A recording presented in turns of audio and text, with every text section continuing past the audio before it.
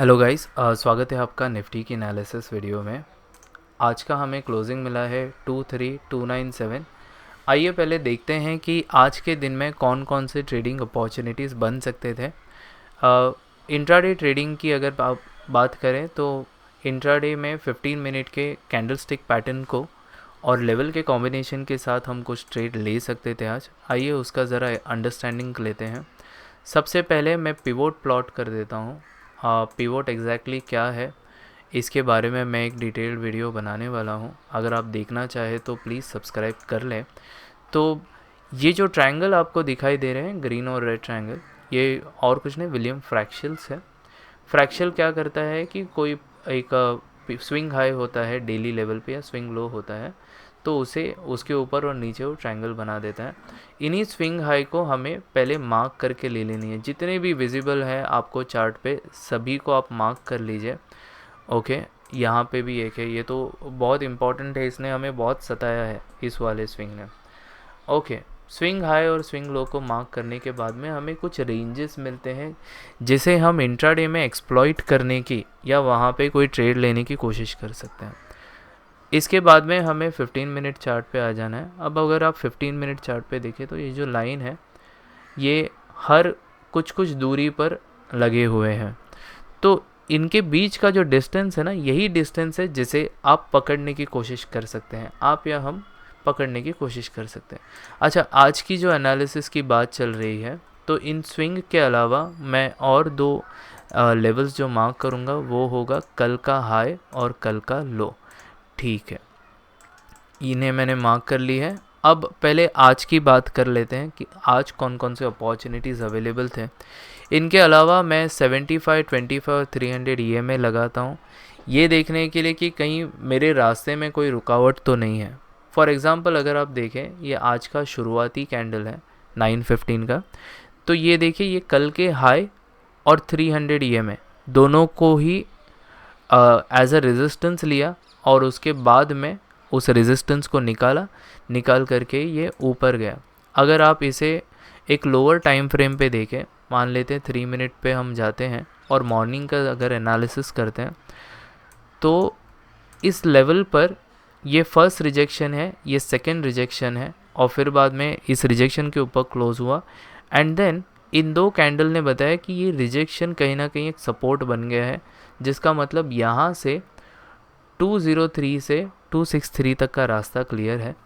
Even though मैंने इसे identify real time में मैं नहीं कर पाया, मुझसे छूट गया, बट ये एज अ लर्निंग के लिए बहुत इंपॉर्टेंट है। Rejection became a support. ठीक है, आगे बढ़ते हैं। आगे चलने के बाद में मुझे एक और रिजेक्शन एरिया मिला। आप अगर इस लेवल पे ध्यान दें तो ये एक रिजेक्शन एरिया बनता हुआ दिखाई दिया और फिर मुझे एक सपोर्ट एरिया मिला यहाँ पर। ये देखिए, मैं मूविंग एवरेजेस को निकाल देता हूँ, इनकी ज़रूरत नहीं है अभी। अब जो भी होगा कैंडल स्टिक पैटर्न और सपोर्ट रेजिस्टेंस ब्रेकआउट के ऊपर ही काम होगा। मूविंग एवरेजेस सिर्फ कंजेशन एरिया ढूंढने के लिए है। ठीक है, तो अब आगे चल करके क्या हुआ कि प्राइसेस जो है ये कंसोलिडेट करने लग गए। अब एक लेवल ऊपर जाते हैं क्योंकि 3 मिनट पे कभी कभी नहीं समझ में आता।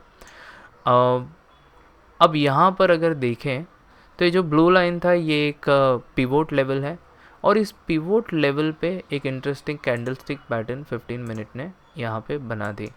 तो पहला ट्रेड जो है यहाँ पे लिया जा सकता था, क्योंकि अगर यहाँ पे लेते हैं तो क्लियर अंडरस्टैंडिंग है कि 30 पॉइंट की मूव एटलीस्ट हम पकड़ सकते हैं, क्योंकि यहाँ पे सपोर्ट जोन था। ठीक है, इसके बाद में जो नेक्स्ट कैंडल बना, नेक्स्ट कैंडल ने भी सपोर्ट जोन के ऊपर जाने की कोशिश की बट नाकाम रहा और इसने हमें बताया कि सपोर्ट अभी रिजेक्शन या रेजिस्टेंस बन चुका है। तो यहाँ पे हमारी सेकंड सेलिंग अपॉर्चुनिटी थी।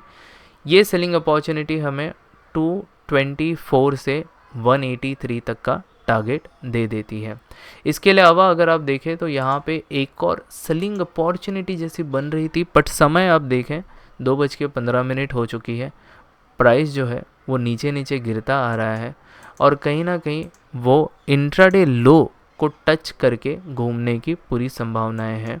इसके अलावा ऑप्शन में भी अगर आप देखें तो ऑप्शन के प्रीमियम नहीं बढ़े। पुट के जो प्रीमियम थे ना, यहाँ पे प्रीमियम बढ़े, यहाँ पे प्रीमियम बढ़े, बट यहाँ पे प्रीमियम नहीं बढ़े, वो भी एक इंडिकेशन था कि शायद ये लो तोड़कर और नीचे नहीं जाना चाहता। उसके बाद में प्राइस ने रिवर्सल मार दी। अनफॉर्चुनेटली इस रिवर्सल में किसी तरह का कोई कैंडल स्टिक पैटर्न हमें मिला नहीं, तो हमने कोई ट्रेड लिया नहीं। देखिए सभी ट्रेड या सभी मूव नहीं पकड़ पाएंगे। जहाँ पे हमें समझ में आता है कि यार सपोर्ट अभी रेजिस्टेंस बन गया है, रेजिस्टेंस सपोर्ट बन गया, वहाँ पे डेफिनेटली हमें एक रिस्क लेना चाहिए।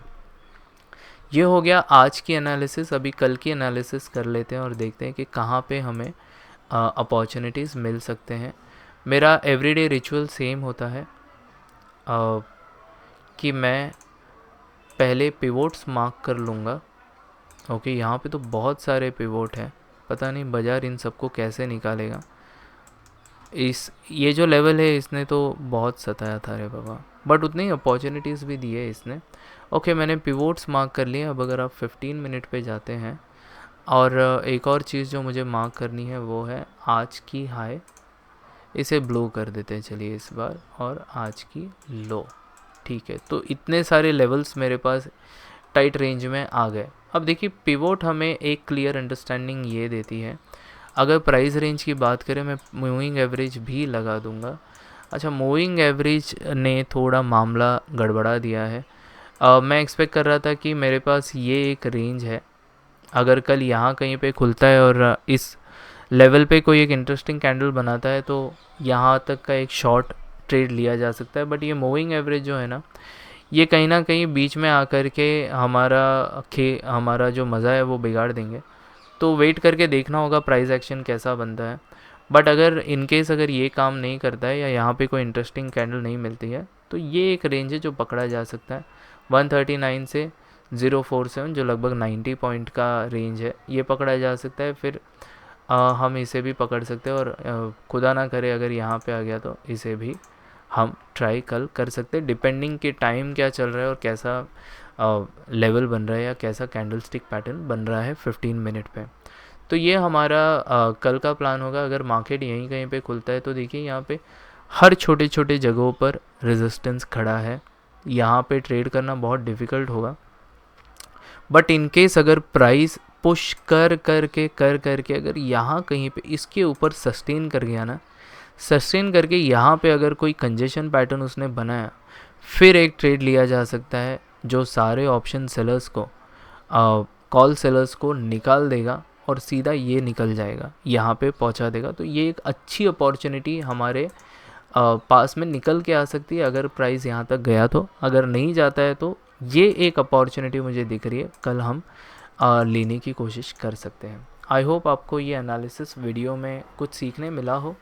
गाइस, एनालिसिस वीडियो में रोज़ डालने वाला हूँ, और पिवोट कैसे प्लॉट करना है, ट्रेंड लाइन और कैंडल स्टिक पैटर्न के ऊपर भी मैं कुछ वीडियोस बनाने वाला हूँ। आप अगर सीखना चाहते हैं तो सब्सक्राइब कर लीजिए, और यस नोटिफिकेशन आइकन को दबा के रखिए सो दैट जैसे ही नया वीडियो डालता हूँ आपको नोटिफाई हो जाए। फिर मिलते हैं अगले वीडियो में। Thank you very much.